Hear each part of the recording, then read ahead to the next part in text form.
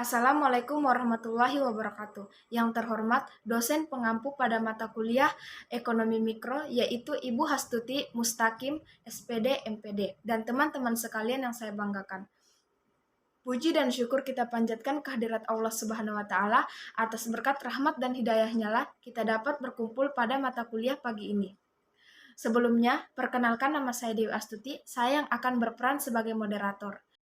Dan teman-teman saya yaitu Husnul Khotimah, Sainal, Amufidah, Rizwandi, Nur Azizah, dan Muhammad Aswad.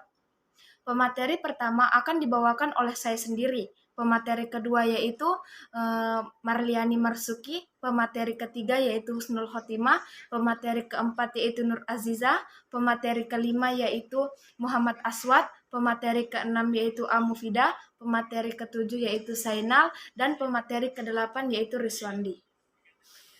Materi yang akan saya paparkan kali ini yaitu pengertian permintaan. Permintaan adalah keinginan konsumen membeli suatu barang pada berbagai tingkat harga selama periode waktu tertentu dan tempat tertentu. Permintaan adalah sejumlah barang yang akan dibeli atau diminta pada tingkat harga tertentu dan dalam waktu tertentu. Masyarakat selaku konsumen harus membeli barang atau jasa keperluannya di pasar. Keadaan ini mengandaikan bahwa barang atau jasa itu memiliki tingkat harga tertentu. Ada berbagai macam harga di pasar. Selanjutnya, mengandaikan adanya kondisi yang mempengaruhi. Kita bisa ambil contoh, peristiwa minyak goreng di Indonesia tahun ini. Saat harga minyak ditentukan oleh pemerintah dari kebijakan penentuan HET atau harga eceran tertinggi seharga Rp14.000. Yang terjadi adalah tingkat permintaan akan minyak begitu tinggi sehingga menyebabkan kelangkaan dan tentunya kondisi ini juga dimanfaatkan oleh produsen untuk menimbun barang sampai harga minyak melambung tinggi. Sedangkan saat setelah pencabutan HET dilakukan, stok minyak ada di mana-mana dengan harga sekitar 2 kali lipat dari harga normalnya per liter. Karena masyarakat butuh, jadi mereka mau tidak mau harus membeli dengan harga yang lumayan tinggi. Sekian dari saya, materi selanjutnya akan dipaparkan oleh pemateri selanjutnya. Hukum permintaan menjelaskan sifat hubungan simetris antara permintaan suatu barang dengan tingkat harganya. Hukum permintaan pada hakikatnya merupakan suatu hipotesis yang menyatakan semakin rendah harga suatu barang, maka semakin banyak permintaan terhadap barang tersebut. Sebaliknya, semakin tinggi harga suatu barang, maka semakin sedikit pula permintaan terhadap barang tersebut.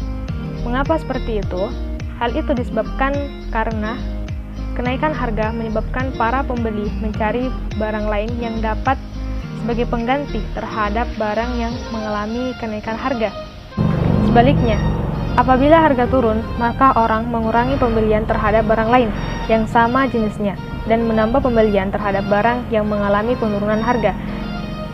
Kenaikan harga menyebabkan pendapatan real para pembeli berkurang. Pendapatan yang merosot tersebut memaksa para pembeli untuk mengurangi pembeliannya terhadap berbagai jenis barang, dan terutama barang yang mengalami kenaikan harga. Ada beberapa barang di mana hukum permintaan ini tidaklah berlaku, di antaranya barang spekulasi, misalkan emas, saham, dan tanah, sehingga semakin tinggi harga barang tersebut, maka permintaannya akan semakin meningkat.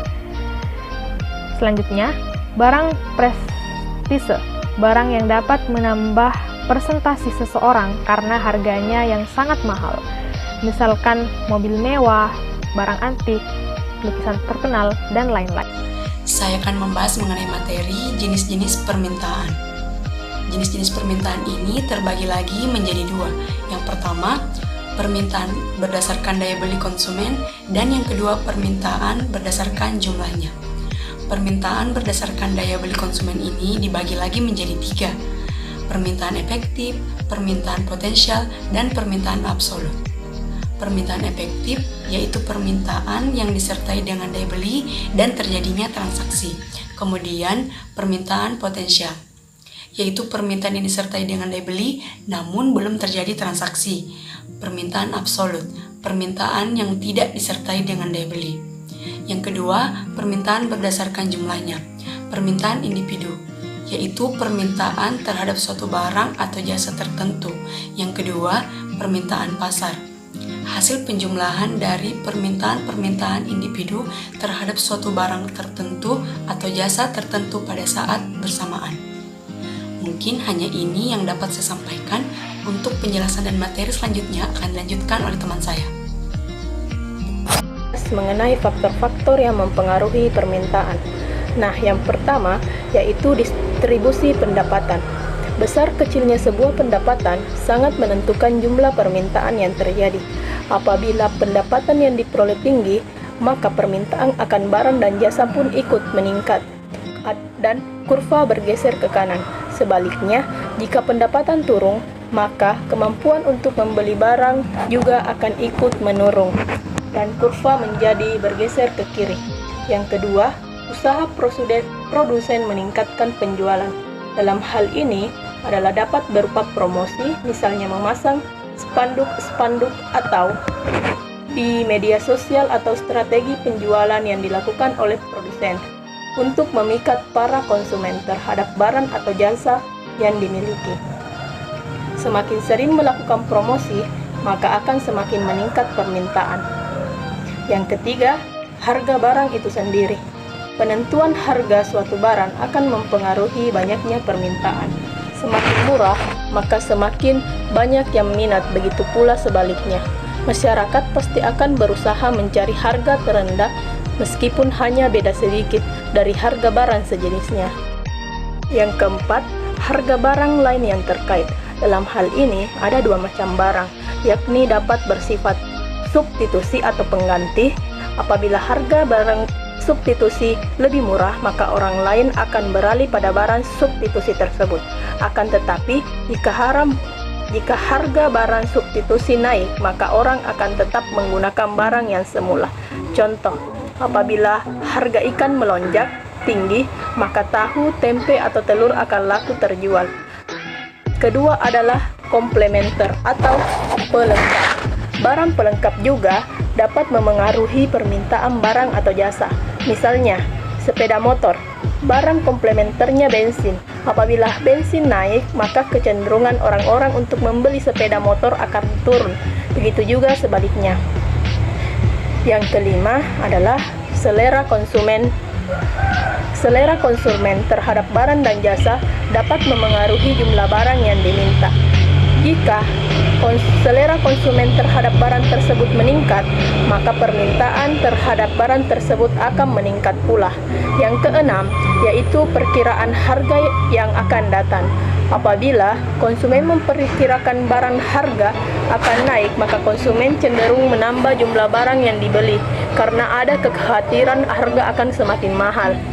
Nah, sebaliknya, apabila konsumen memperkirakan barang harga akan turun, maka konsumen cenderung mengurangi jumlah barang yang dibeli. Misalnya, ada dugaan kenaikan bahan bakar minyak mengakibatkan harga bahan bakar minyak banyak konsumsi antri di SPBU untuk mendapatkan bensin atau solar yang lebih banyak. Nah, yang ketujuh, jumlah penduduk. Pertambahan penduduk akan memengaruhi jumlah barang yang diminta. Jika jumlah penduduk dalam suatu wilayah bertambah banyak, maka barang yang akan diminta akan meningkat. Fungsi permintaan. Fungsi permintaan adalah persamaan yang menunjukkan hubungan antara jumlah suatu barang yang diminta dengan faktor-faktor yang mempengaruhinya. Fungsi permintaan adalah suatu kajian matematis yang digunakan untuk menganalisa perilaku konsumen dan harga.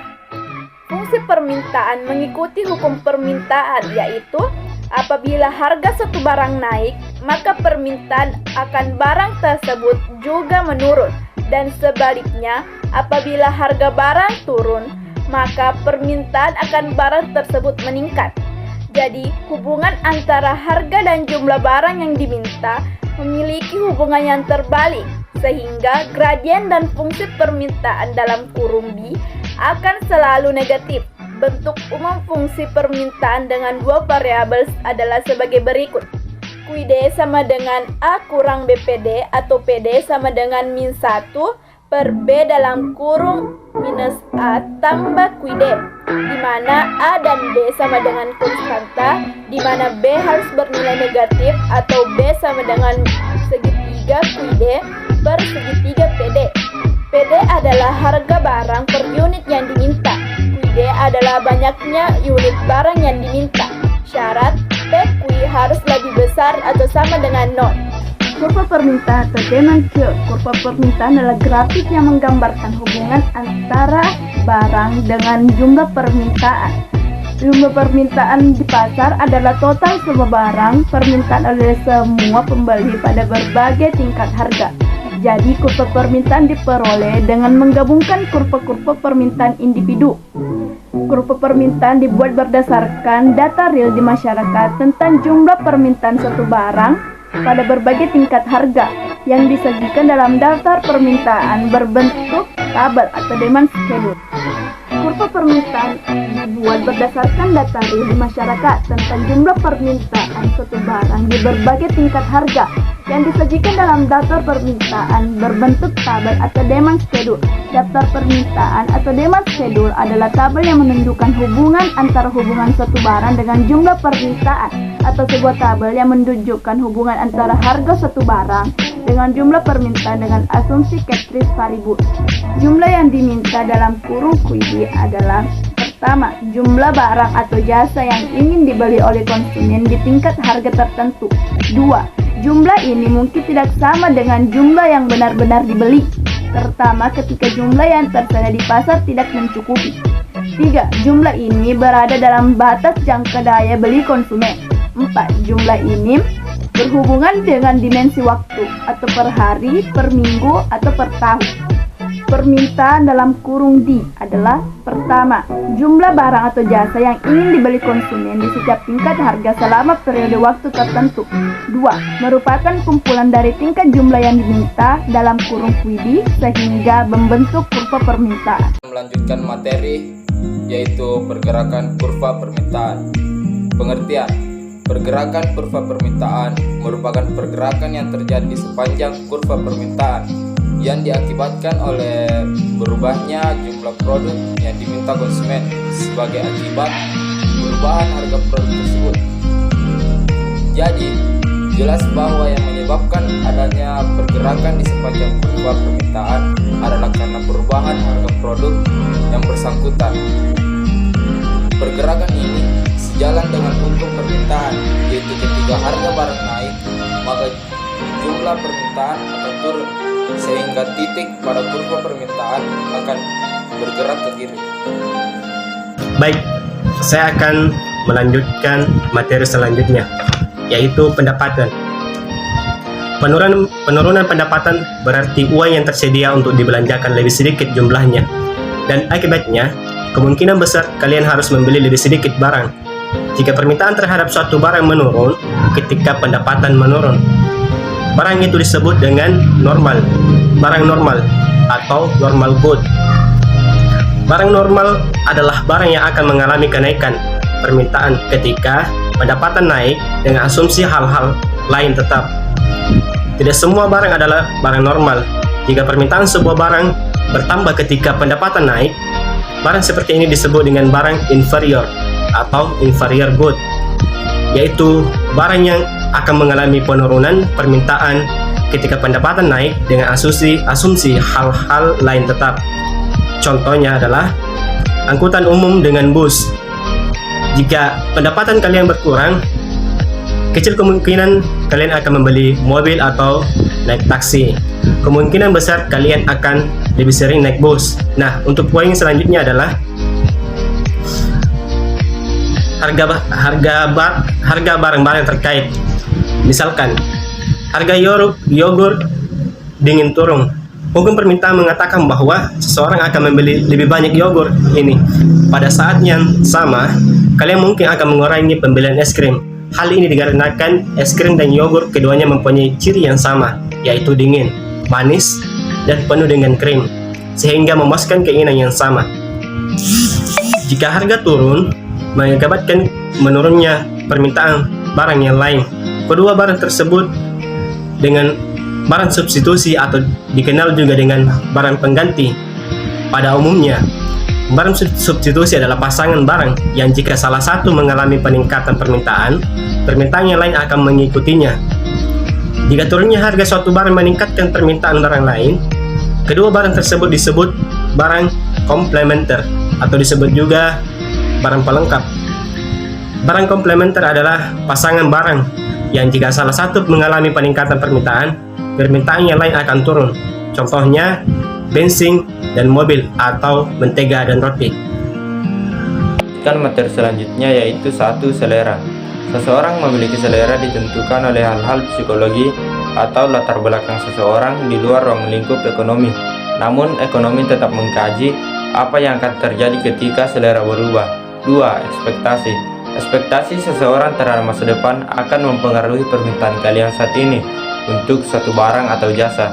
Contohnya, jika kalian mengekspektasikan harga es krim besok akan turun, mungkin kalian tidak akan membeli es krim dalam jumlah banyak pada harga saat itu.